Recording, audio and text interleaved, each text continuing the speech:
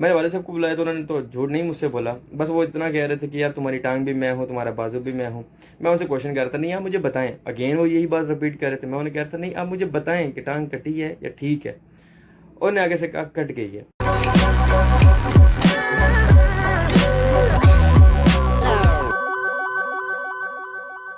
Hello जी, अस्सलाम वालेकुम, कैसे हैं आप सब? खैरियत से हैं? आज का टॉपिक बहुत ज़्यादा ज़रूरी है। 3 साल में बेतहाशा जगह जगह जगह पे ये सवाल मुझसे पूछा गया, कभी कमेंट सेक्शन में, कभी लोगों ने रास्ते में पूछा, कभी मुझसे लोगों ने इनबॉक्स में आके पूछा। तो टिकटॉक पे इतनी लंबी वीडियोस अपलोड होती नहीं है कि वहाँ मैं बता सकता, तो सोचा था कभी ना कभी लोगों को बताऊंगा। 3 साल में इनबॉक्स में जब लोग आके मुझे कहते थे कि भाई मेरी टांग कट गई है, मैं कैसे मैनेज करूं, अब कैसे लोगों में जाके बैठते हो, हम में तो इतना हौसला नहीं है, हम कैसे जाके लोगों के बीच में बैठें, ठीक है, आपने कैसे इतना हौसला पकड़ा, और ऐसे करके लोग मुझसे क्वेश्चंस करते थे।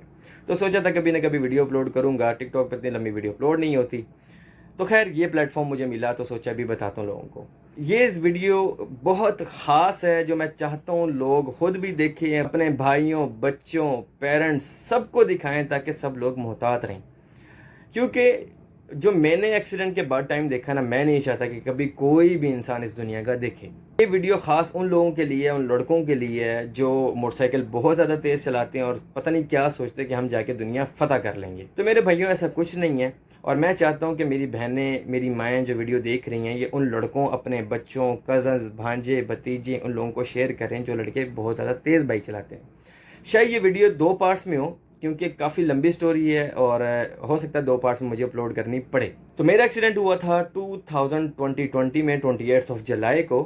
तो गर्मी बहुत ज़्यादा शदीद थी उन दिनों में। ड्राइव करने वाला मेरा कज़न था और मैं बीच में बैठा हुआ था और मेरी वाइफ पीछे थी। मेरी उस टाइम की मेमोरी लॉस हो चुकी है, अभी भी मुझे याद नहीं आता। काफ़ी याद करने की कोशिश करता हूँ कि आखिर उस टाइम हुआ क्या था, बट मुझे नहीं याद आता। हम थे बाइक पे और हमारा एक्सीडेंट हुआ डंपर के साथ। डंपर आप लोग समझते होंगे, अगर नहीं समझते तो वो जो बड़े बड़े ट्रक्स होते हैं जिनमें सामान जाते हैं। एक्सीडेंट के दिन की और उससे 3 दिन बाद की जो मुझे बातें याद है ना, वो ऐसे थी जब फ्लैशबैक्स आते हैं ना लोगों को। आपने कभी मूवीज में देखा हो ना कि एक एक सेकंड का क्लिप आता है, अच्छा ये हो रहा था, फिर ये हो रहा था, फिर ये हो रहा था, क्योंकि होश में था नहीं मैं। 28 जुलाई को मेरा एक्सीडेंट हुआ था, 3 दिन बाद बकरा ईद थी। और जिस दिन एक्सीडेंट हुआ उस दिन मैं अपनी वाइफ से डिस्कशन कर रहा था कि आज जाके बच्चों के कपड़े लेने हैं और तैयारियां करनी है और सब कुछ। इनमें से कुछ बातें हैं जो मेरी वाइफ ने मुझे बताई थी उस दिन के बारे में या उससे बाद के दिनों के बारे में, जब तक मैं होश में नहीं आया था। मेरी वाइफ ने मुझे बताया था कि जब मैं रोड पे पड़ा हुआ था तो मेरी वाइफ ने जब मुझे उठाया, मैं क्योंकि ज़ाहिर बात है गिरा हुआ था, लेटा हुआ था, मेरी वाइफ ने मुझे उठाया। तो अक्सर आपने यूट्यूब पे या कहीं किसी सॉन्ग्स में वीडियोस देखी हो ना, वो लड़कियां घूमती घूमती आती हैं और इस पोजीशन में, एक टांग बिल्कुल पीछे और एक बिल्कुल आगे होती है उनकी। तो उस पोजीशन में मेरी टांगें थी। एक टांग इतनी ज़्यादा कट चुकी थी, उसकी हड्डी इतनी ज़्यादा टूट चुकी थी, पट्टा इतना कट चुका था कि वो बिल्कुल ही पीछे चली गई थी। मेरा ब्लड लॉस इतना ज़्यादा हो चुका था, अगर आप लोगों को पता हो, मेडिकल फील्ड में जो लोग हैं उन्हें भी पता होगा, नॉर्मल इंसान की जो एचबी होती है वो होती है 13, 14, 12। ये एक नॉर्मल पर्सन, जितना मेरा नॉलेज है उस हिसाब से इतना लोगों के अंदर ब्लड होता है। तो मेरे अंदर जो ब्लड उस टाइम रह चुका था वो था 4.3। ठीक है, बहुत कम ब्लड था। रास्ते में ही ब्लड लॉस बहुत ज़्यादा हो चुका था। एम्बुलेंस वालों ने फौरी तौर पे मेरी वाइफ को कहा घर आप कांटेक्ट करें और उन्हें बताएं कि हम जा रहे हैं पिंडी भटिया। एक हॉस्पिटल था, मेरा एक्सीडेंट पिंडी भटिया में हुआ था, वहाँ का जो लोकल हॉस्पिटल था वहाँ मुझे लेके गए एम्बुलेंस वाले। और मेरी वाइफ को कहा कि आप पीछे कॉन्टेक्ट करके घर वालों को बता दें। टाइम हो रहा था सुबह आई थिंक 7 बजे का। तो मेरी वाइफ ने कांटेक्ट करके बताया और घर वाले फौरी फौरी निकले और वहाँ पे फर्स्ट एड दी मुझे, कोशिश किया कि मैं ठीक हो जाऊँ, लेकिन केस बहुत ज़्यादा बड़ा था।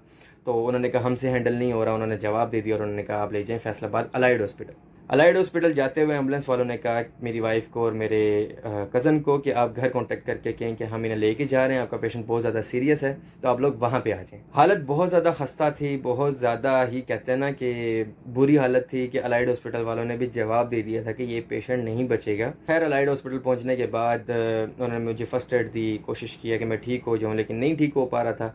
तो उन्होंने कहा कि जी जल्दी जल्दी इनके घर वालों को बुलाएं और उनसे सिग्नेचर्स करवाने हैं और इसकी टांग काटनी पड़ेगी। टांग अगर साथ रही या हमने अभी टांग नहीं काटी तो इसकी मज़ीद जान को ख़तरा हो सकता है। उन्होंने कहा था अभी भी इसकी जान बचने के 2% चांसेस है, घर वालों को जल्दी जल्दी बुलाएं। तो मेरे वालिद साहब, सास ससुर फौरी फौरी पहुँचे और पहुँचने के बाद उन्होंने देखा कि मेरी ये कंडीशन है। डॉक्टर ने फौरी फौरी मेरे वालिद को बुलाया रूम में और कहा जी आपके बेटे की हालत बहुत ज़्यादा नाजुक है और ये खुदा ना खास्ता कभी भी मर सकता है, तो आप हमें इजाज़त दें, सिग्नेचर कर दें कि इसकी हम टांग काट दें। टांग काटने के बाद कम से कम जो 2% चांसेस हैं वो 10% हो जाएंगे, तो कुछ उम्मीद हो सकती है। वरना जितना ब्लड लॉस हो चुका है और मेरा बीपी बहुत ज़्यादा लो हो गया था, होश था ही नहीं बिल्कुल, तो उन्होंने कहा जी कि इसके अलावा कोई और चांस नहीं है। आप लोगों को नहीं पता होगा, मेरा जो बड़ा भाई है ना वो भी डिसेबल है बाय बर्थ। उसे बचपन में पोलियो हो गया था, वो बाय बर्थ ही लाइक वो थोड़ा सा मेंटली तौर पे भी नॉर्मल पर्सन नहीं है और फिज़िकली भी वो हम जैसा नहीं है। डॉक्टर साहब ने अभी इतनी बात ही की थी कि मेरे वालिद साहब वहाँ पे बेहोश हो गए थे। जब मेरे वालिद साहब बेहोश हो गए, डॉक्टर्स ने कहा कि जल्दी जल्दी सिग्नेचर करवाने पड़ेंगे, अदरवाइज़ जो पेशेंट उधर स्ट्रेचर पे पड़ा हुआ है उसकी जान को मज़ीद ख़तरा है। तो वालिद साहब को जल्दी जल्दी होश में लाया गया और उन्हें कहा कि जी सिग्नेचर करने पड़ेंगे। वालिद साहब को बहुत समझाया डॉक्टर्स ने। वालिद साहब ने कहा जी आप एक कोशिश करके तो देखें, टांग जोड़ने की कोशिश करें तो सही। डॉक्टर्स ने कहा कि नहीं बचेगा, लेकिन वालिद साहब ने जब बहुत ज़्यादा रिक्वेस्ट की और मेरे वालिद साहब वहाँ पे रोने लग गए थे। ये मुझे सारी बातें बाद में पता चली, कुछ वीडियो क्लिप्स देखने में आए, तो वालिद साहब ने बहुत ज़्यादा रिक्वेस्ट की। खैर उन्होंने कहा हम कोशिश करते हैं। डॉक्टर्स ने ऑपरेशन करके मेरी टांग जोड़ दी। घर वालों को कहा कि अल्हम्दुलिल्लाह ऑपरेशन सक्सेसफुल हो गया है। दुआ करें कि 24 घंटे में अगर इसकी टांग ने मज़ीद ख़राब होना शुरू कर दिया या नीली हो गई तो काटनी पड़ेगी, अदरवाइज़ अगर ऐसे ठीक रहा, ब्लड सर्कुलेशन ठीक रही, तो इसकी टांग बच जाएगी। घर वाले बहुत खुश हुए। मेरे वालिद साहब ने जाके नफल अदा किए। ये सारी बातें मुझे बाद में पता लगी, आपको बता रहा हूँ। तो सब खुश थे कि अल्हम्दुलिल्लाह कि चलो टांग बच गई है। टूटी 3 जगह से टूट गई, तो उन्होंने कहा चलो कोई मसला नहीं है, टूटी है वो तो जुड़ जाएगी, लेकिन टांग बचना ज़रूरी है। 24 घंटे के क्या 8 घंटे 7 घंटे में ही टांग मेरी वो ब्लू होना शुरू होगी। डॉक्टर्स ने कहा कि जी अब काटनी ही पड़ेगी। इसके अलावा कोई चारा था नहीं। वाले साहब ने कहा ठीक है ये टांग मैं सिग्नेचर करता हूँ, लेकिन मेरा बच्चा बचा लें आप लोग। वाले साहब ने सिग्नेचर कर दी, उन्होंने मेरी टांग काट दी। 28 जुलाई का एक्सीडेंट हुआ था और ईद वाले दिन मुझे होश आया था। देख उस दिन ईद थी जिस दिन मुझे होश आया था प्रॉपर।